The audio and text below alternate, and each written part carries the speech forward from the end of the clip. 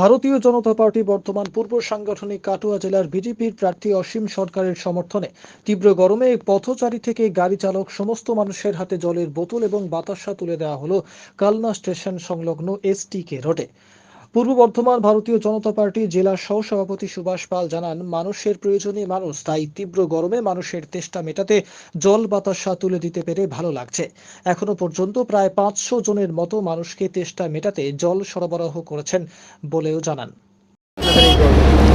উদ্দেশ্য কিছুই নয়, বৈশাখ মাস, তীব্র রোদ। আজকে সাধারণ মানুষ বাইরে বেরোতে ভয় খাচ্ছে এই রোদের জন্য, এবং বাইরে যারা বেরোচ্ছে জল তেষ্টায় তাদের গলা শুকিয়ে যাচ্ছে।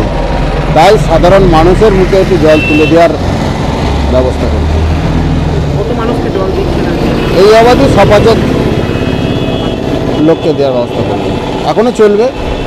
তাদের উদ্যোগে করছে। এটা ভারতীয় জনতা পার্টি সাংগঠনিক কাটোয়া জেলার পক্ষ থেকে মাননীয় আমাদের ভারতীয় জনতা পার্টির ক্যান্ডিডেট অসীম সরকারের সমর্থনে। কি নাম আপনার? আমার নাম সুভাষ পাল, আমি সাংগঠনিক কাটোয়া জেলার ভাইস প্রেসিডেন্ট।